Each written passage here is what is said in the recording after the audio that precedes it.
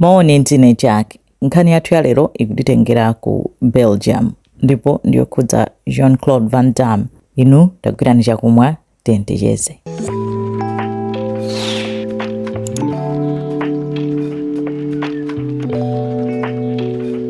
Van Damme dzina lomwe anabadwa nalo lomwe anampatsa atabadwa linali Jean-Claude Camille Francois van Varenberg ndipo anabadwa pa 18 October 1960 ku Brussels ku Belgium.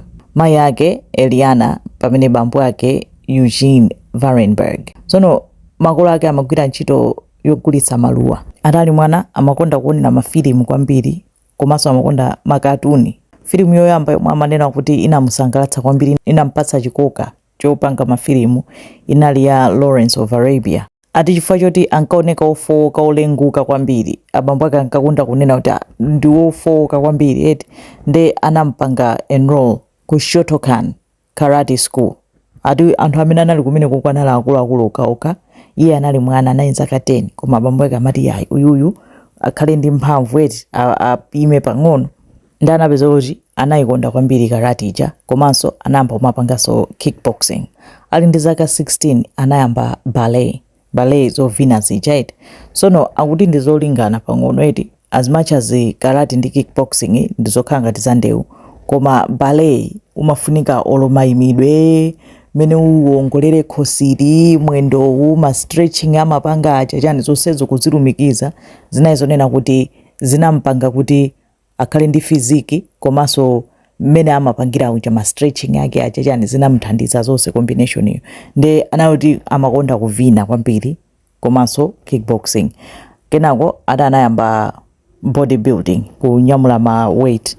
Ndifata amapanga bwino amazitha zonyamula ma weight izo. Anapanga nawo competition ya Mr. Belgium ndipo anawina kukhala Mr. Belgium mu 1978. Kenako anaphatikiza kuyambaso kupanga taekwondo ndi muay thai. Ati ma actors amene ankamusangalatsa omwe ankasilira kuti amaona ngati kuti ntazakhala ngati awa anali achina Charles Bronson, achina James Dean, Stallone, Bruce Lee. Anajoina nawo Belgium karate team and anawina ma competition ambiri. Anali munthu onena kuti amapambana ndithu. Record yake anawina ka 44 ma tournament komanso analuza ka 4. Nde panali munthu otchedwa Patrick Steggels amene nthawi zonse akamenyana naye pa tournament Van Damme ankaluza. Anayesera kumenyana naye pa Belgium lightweight championship, Van Damme analuzaso. Nde zimamuwawa kuti nthawi zonse amangoluza akamenyana ndi Steggels. Nde mu 1977 kunalinso tournament ina ya mphamvuso kwambiri and Van Damme analolera kuti akamenyananso ndi Steggels uja. Nthawi imeneyo aliyese anthu amene amapanga bet amanena kuti Patrick Steggels anammenya kale Van Damme katatu ndi apapaso sizingavute. Pamene Van Damme analonera kuti anakhala kudira kwambiri eti chifukwa choti amafunisisa anammenya Steggels. Anapeza kuti ndewu itayamba first round Van Damme anammenya Steggels ndipo anawina by technical knockout. Inali TKO mu round 1. Mu 1979 anampasa kapati kakang'ono kodi sanampangeso credit mu filimu ya ku Brussels komwe kweti ku. Kenako mu 1982 Van Damme anapanga retire, anasiya zomapanga ma tournament za karatezo. Amathandiza makolo ake kugulisa maluwa. Kenako anatsegula gym.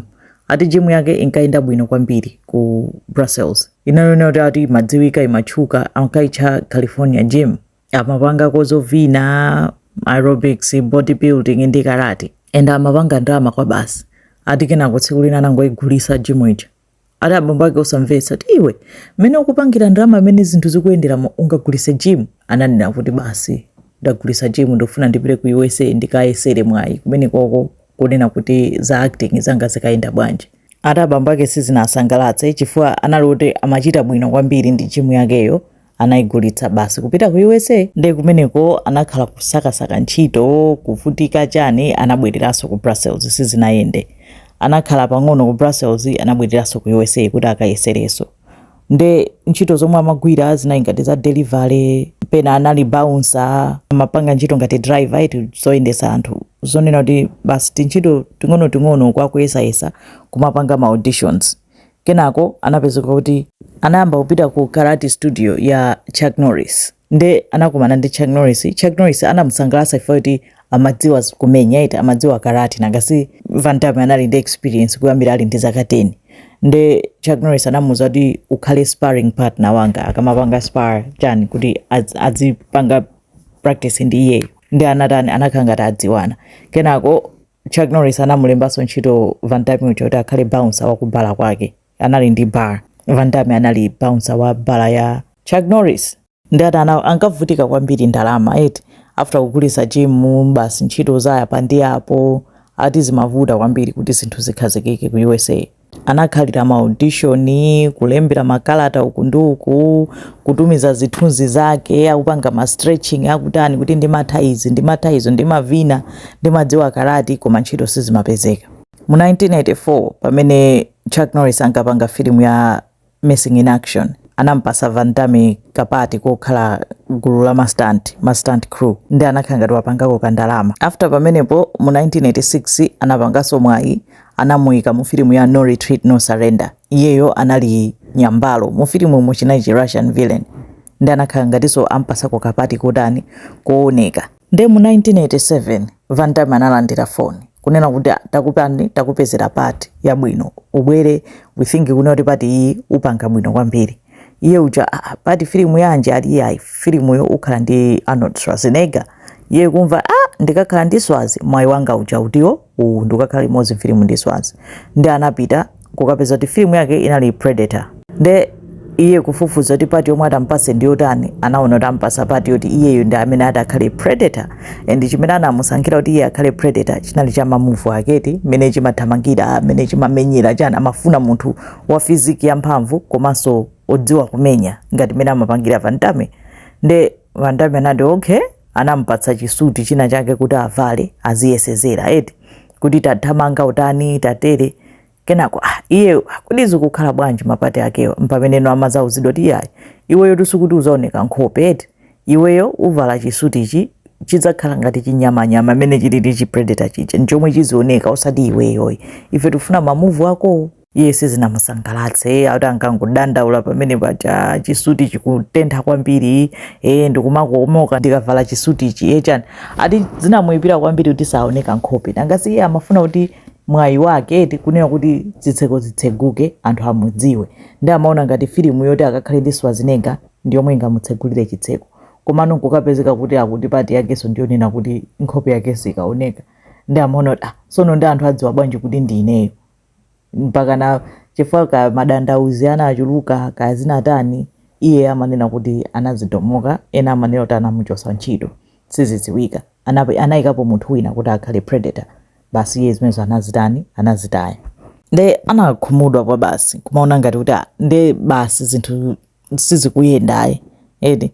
Mpamene mu 1988 anayitanidwaso kunena kuti pali filimu ina yake tufuna kuti uzapange.